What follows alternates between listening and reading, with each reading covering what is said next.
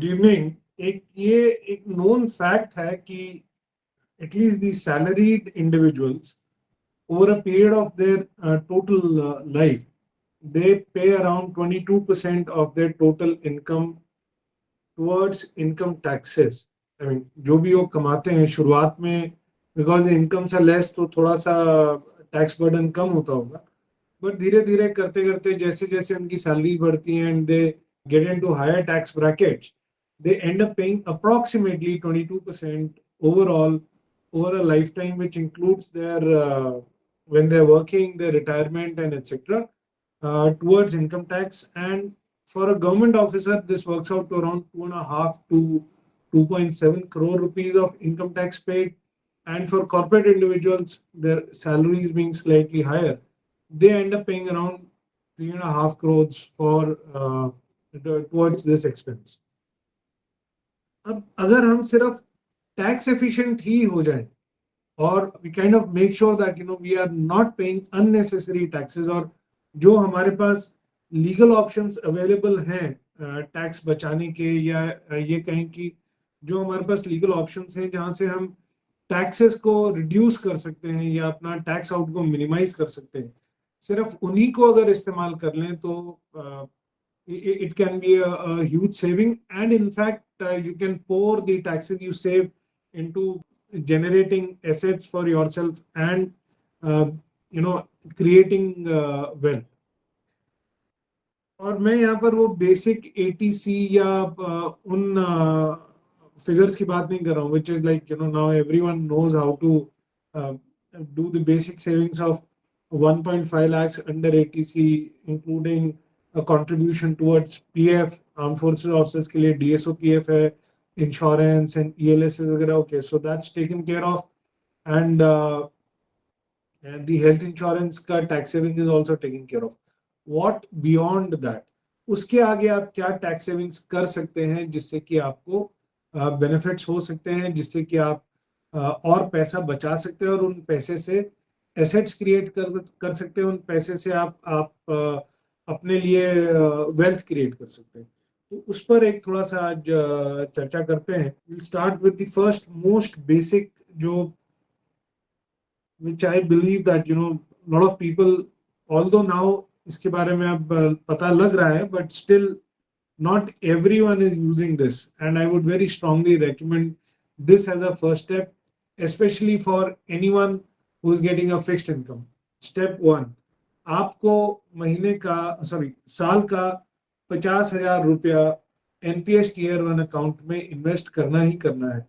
NPS tier 1 account over and above the 1.5 lakh rupees annually जो आपको ATC का है, उसके अलावा आप ये पैसा इन्वेस्ट कर सकते हैं. और आपको इसमें there are lot of people say कि the return is let's say only 7%, government scheme, fine, agreed. But अगर आप लोएस्ट टैक्स ब्रैकेट पर भी है, even if you are able to save 10% starting towards the tax bracket, then 7% returns के हिसाब से भी अगर हम देखते हैं, it becomes 17% returns to you, and 10% आपका टैक्स सेविंग का, 7% आपको जो एनपीएस का रिटर्न मिल रहा है. For that year you have created a 17% return on a 50,000 rupees of investment. हो सकता है सरकार आगे ये चीज विड्रॉ कर ले, although looks unlikely because government wants people to have a pension security, and NPS is a step in that direction. But as of now, at least for this financial year, this is something which should not be missed by a taxpayer. और आपको 50,000 रुपये NPS tier 1 account में डालने चाहिए. Let us say for the sake of an discussion that government इस चीज को continue करती है and you are able to invest for next 30 years 50K a year on year, and you end up investing around 15 lakh rupees. Even at 7% return, this 15 lakhs 15 will become around 52 lakhs. 52 lakh रुपए का आपका एक corpus तैयार हो जाएगा 30 साल में. Additionally आपको लगभग 7.5 से 8 लाख रुपए की टैक्स सेविंग हो जाएगी over a period of 30 odd years, which implies that overall the 15 lakh will give you a return of around 52 plus 8 60 62 odd lakhs, which is not a bad investment, safe, managed by the government of India and comes to you as an augmentation towards your pension. So this is something which should be there as a part of tax efficiency for anyone who is starting to look at saving income tax. अब आते हैं next is residential real estate. आप में से जिसने भी अभी तक रियल एस्टेट के अंदर लोन्स लेकर के और टैक्स बचाना नहीं सीखा है, वो एक बहुत इंपॉर्टेंट और बहुत ही पावरफुल टूल को मिस कर रहा है.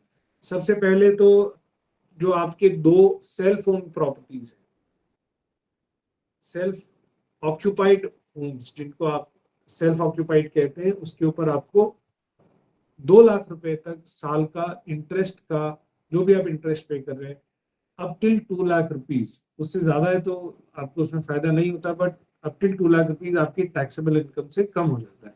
इम्प्लीकेशन बीइंग कि अगर आपका if you are in the 30% tax bracket, then your tax saving works out to around 60,000 rupees a year if you are have taken a home loan और इसमें आप up till 2 properties का self occupied 2 properties का up till 2 lakh rupees तक का फायदा ले सकते हैं. अब इससे आगे बढ़ते हैं. लेट अस से आपने वो वाला फायदा ले लिया, अपना घर बना लिया और अब आपने उसका लोन भी पे ऑफ कर दिया.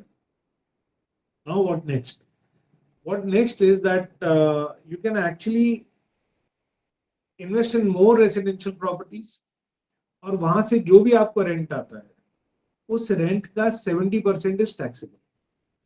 और उस रेंट को अब आप जो आपका इंटरेस्ट है उसमें से माइनस कर दीजिए और बचा हुआ जो इंटरेस्ट है वो फिर आप अपने टैक्सेबल इनकम से माइनस कर सकते हैं. एक साल में 2 लाख रुपए तक का टैक्स बेनिफिट आप मतलब टैक्सेबल इनकम से रिड्यूस करके उतना ले सकते हैं. और उससे ज्यादा जो आपका इंटरेस्ट होगा more than 2 lakh rupees after having reduce the rent, वो आप अगले 8 फाइनेंशियल ईयर्स तक कैरी कर सकते हैं. So we will do a small calculation. Let's say आपने purely from an investment point of view 50 lakh रुपए की एक रेजिडेंशियल प्रॉपर्टी ली जिसमें आपने 40 लाख रुपए का लोन लिया और आपको नई प्रॉपर्टी है. आज आपका annual EMI is around 4.8 lakh rupees, 40,000 rupees महीने के हिसाब से, जिसमें से आपने 4 लाख रुपए का इंटरेस्ट दिया. Out of this 4 lakh rupees, let's say now your annual rent is 60,000 rupees. 60,000 में से 70% which is 42,000 is taxable. 4 lakh रुपए के इंटरेस्ट में से 42,000 को रिड्यूस किया, so your interest is now 3.58 lakh rupees. This entire 3.58 lakh is allowed to be saved, or I'll not say saved, to be reduced from your taxable income for the purpose of calculation of income tax. इसमें जो caveat है वो ये है कि इस 3.58 में से 2 लाख रुपीज आप इस साल की टैक्सेबल इनकम से रिड्यूस कर लीजिए और 1.58 लाख को आप अगले 8 साल तक कैरी फॉरवर्ड कर सकते हैं. उन 8 फाइनेंशियल ईयर्स में जब भी आपका वो 2 लाख वाला सीलिंग कम होता है आप इसको इंक्लूड करके और आप उस साल की 2 लाख रुपए की टैक्सेबल इनकम में से वो 2 लाख रुपए रिड्यूस कर सकते हैं.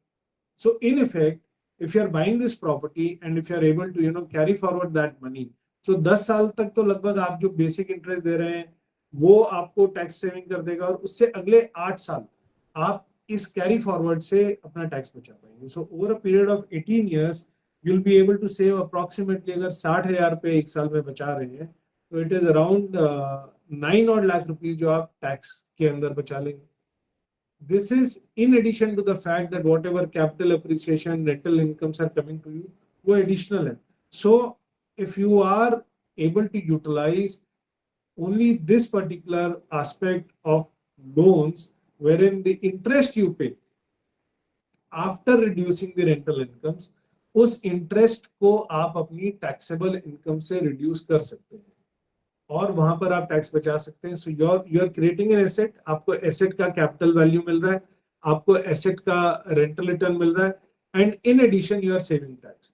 सो that is aspect which is missed by a lot of people. Lot of people are not aware of the fact कि सिर्फ सेल्फ ऑक्यूपाइड होम के अंदर ही आपको टैक्स सेविंग्स नहीं मिलती है, आपको रेंटल प्रॉपर्टीज के अंदर भी इंटरेस्ट कंपोनेंट के ऊपर टैक्स सेविंग्स का फायदा मिलता है. That's a stated rule position. Next, commercial real estate. अब इसका तो मुझे काफी हद तक यकीन है कि बहुत कम लोगों को ये आइडिया है कि कमर्शियल प्रॉपर्टी के जो लोन्स होते हैं उस पर भी आपको टैक्स बेनिफिट मिलता है.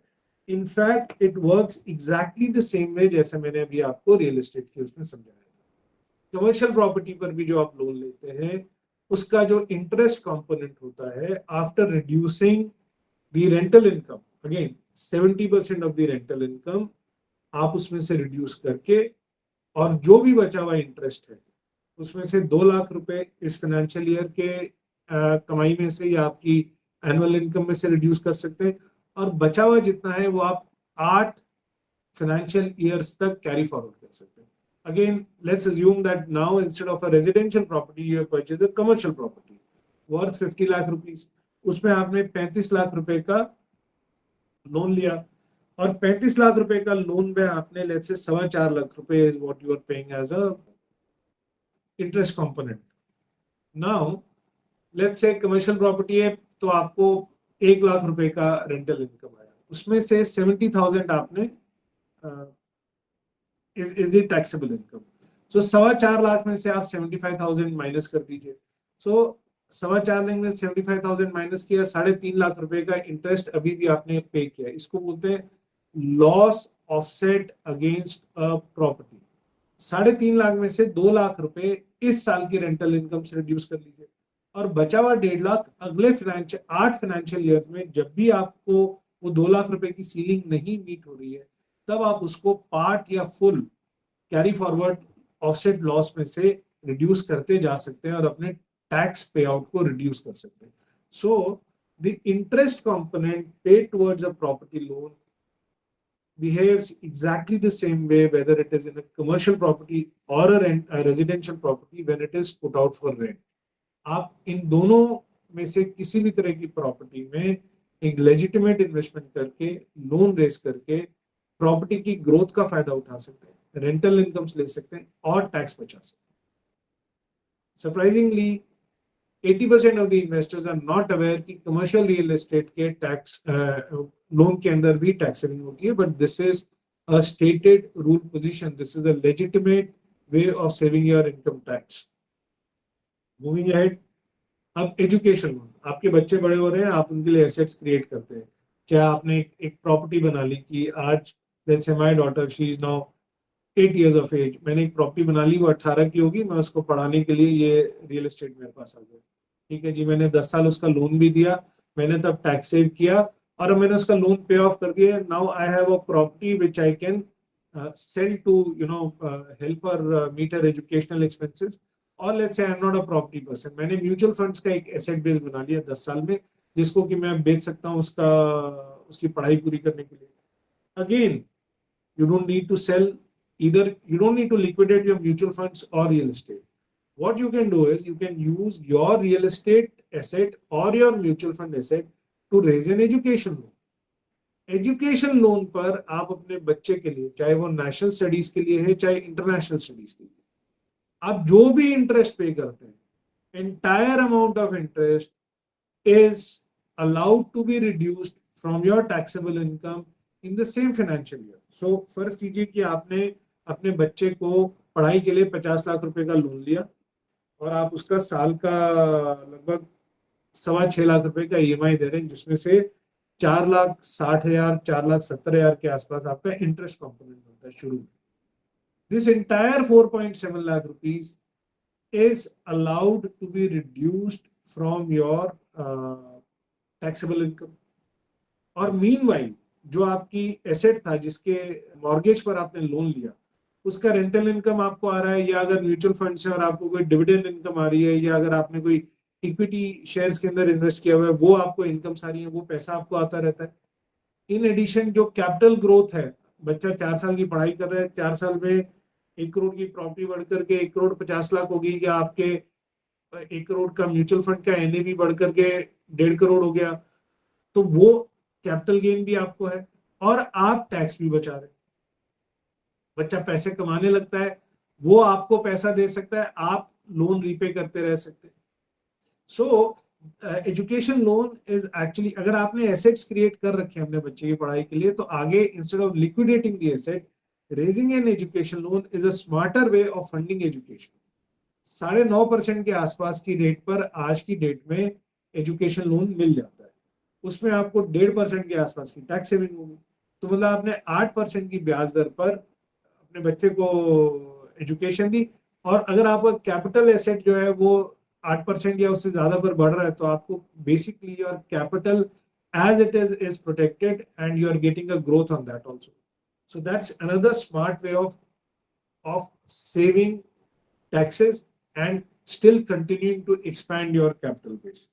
और अब हम बात करेंगे लास्ट पॉइंट की, which is last 2 points rather. HUF, Hindu undivided family. A husband, wife and their children can form a Hindu undivided family. It's a separate legal entity. कुछ इसको बनाने में कोई बहुत ज्यादा डिफिकल्टी नहीं आती है। It's a very simple paper work. Your chartered accountant can get it done in a couple of days. In fact हमने हिंदू अनडिवाइडेड फैमिली पर वैल्यू टॉक्स में काफी डिटेल डिस्कशन एक चार्टर्ड अकाउंटेंट से करी है। All those of you are interested can watch that video. और इसमें आप अलग से एसेट्स होल्ड कर सकते हैं। सो मैं कुछ एसेट्स हिंदू अनडिवाइडेड फैमिली के नाम से बना सकता हूँ, मेरी वाइफ कुछ एसेट्स हिंदू अनडिवाइडेड फैमिली के नाम से बना सकती है, और उन एसेट से जो इनकम जनरेट होगी वो HUF की इनकम हो जाती है। सो 7 लाख रुपए तक की लिमिट तो वैसे ही तो बचत होगी वहां पर, उससे पैसे बचा सकते हैं। प्लस अगर आपने उसमें कुछ कैश डाला है तो वहां से आप उसमें एडिशनल अपने लिए कुछ चीजें खरीद सकते हैं जो नॉन टैक्सेबल हो सकती हैं। और अगर let's say now lot of people they have single child, so बच्चा भी अपनी कुछ सेविंग्स जो है वो HUF के अंदर डाल सकता है, और वहां से HUF की जो वेल्थ है वो उसको एज इट इज इनहेरिट हो जाएगी। So it will become a part of his Hindu undivided family. So Hindu undivided family वाले कॉन्सेप्ट को भी आप, मैं ये रिक्वेस्ट करूंगा, अच्छे से समझें, देखें क्या ये आपके लिए काम करेगा। काम करेगा तो this is also you are creating a separate legal entity within the family which can hold assets, which can sell assets, which can create assets. And since it is a separate legal entity, so the taxations are calculated separately for a Hindu undivided. So that is another option available to you. अब बात करते हैं, ये last आज की मेरी तरफ से है कि आपको एसेट हैवी रहना है और कैश फ्लोज के ऊपर फोकस करना है। बार बार प्रोडक्ट्स, बार बार अपने एसेट्स को चर्न नहीं करना है, सेल नहीं करना है। वाई? बिकॉज आप जितनी बार भी सेल करते हैं आपको कैपिटल गेन टैक्स की जो लाइबिलिटी है वो क्रिएट हो जाती है। Plus every time you buy an asset, whether it is an equity share, whether it is a mutual fund, whether it is a real estate, there are transaction costs associated with stamp duties. So every time you are buying a mutual fund, you are paying a stamp duty. Every time you are buying a real estate, you are paying a stamp duty. Every time you are buying equity share, you are paying a stamp duty. Every time you are selling these assets, you are paying capital gains. So idea क्या है, आप assets create करें, उनको hold करें, उनकी capital value को grow करने दें, और जब किसी खर्चे के लिए जरूरत हो तो उस एसेट के बेसिस पर लोन लिया जा सकता है। For example, you are creating asset for let's say your daughter's education, तो जब उनकी पढ़ाई का समय है बिटिया की, उस वक्त में आप इसे एजुकेशन लोन लें, वहाँ एडिशनल टैक्स बचाएं, आपका कैपिटल वैल्यू बढ़ता रहता है। और बिकॉज आप बेच नहीं रहे तो आप पे कैपिटल गेन की कोई लायबिलिटी नहीं आई। आपने बार बार बेचा खरीदा नहीं है तो आपने स्टैम्प ड्यूटीज नहीं पे करी। नाउ लेट्स से कि अब बेटी की शादी के लिए आपने एक दूसरा एसेट बनाया था, उस वक्त में आप एक लोन अगेंस्ट प्रॉपर्टी लेकर के बेटी की शादी कर सकते हैं, और जो लोन अगेंस्ट प्रॉपर्टी की जो किस्तें हैं वो उस प्रॉपर्टी के रेंट से पे कर सकते हैं। If you are not a property person, mutual fund के जो एसेट है उसका आप लोन ले सकते हैं, और म्यूचुअल फंड के जो आपको मंथ ऑन मंथ या ईयर ऑन ईयर डिविडेंड्स आते हैं या कैशबैक्स आते हैं, उससे आप उस लोन अगेंस्ट प्रॉपर्टी का लोन पे कर सकते हैं। आप अपनी टैक्स सेविंग्स वहां कर सकते हैं। उसमें म्यूचुअल फंड में लोन लेने पर टैक्स सेविंग्स अलाउड नहीं है, but at least your assets are not going anywhere and you are not getting liable to pay capital gain taxes. So जो पैसे वाले लोग हैं वो क्या करते हैं, वो एसेट्स क्रिएट करते हैं। एसेट क्रिएट हुआ, एक उन्होंने लेट्स से लेवरेज लिया, एक प्रॉपर्टी का लोन लिया, प्रॉपर्टी के लोन को they try and repay it as fast as possible by their own means by the rent generated in the property. Property loan free होगी, अब उसके रेंट से और अपनी लोन एलिजिबिलिटी से एक और प्रॉपर्टी लिया.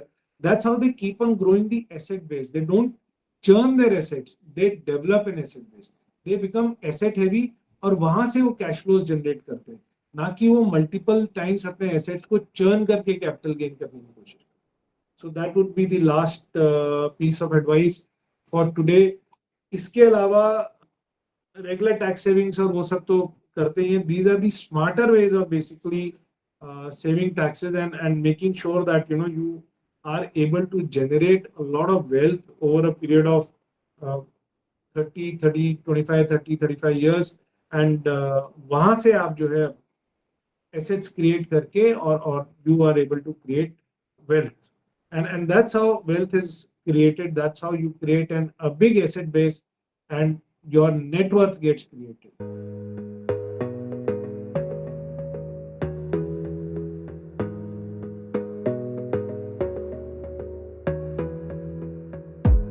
You gotta focus on yourself, on your faith, on your dreams, on your mind.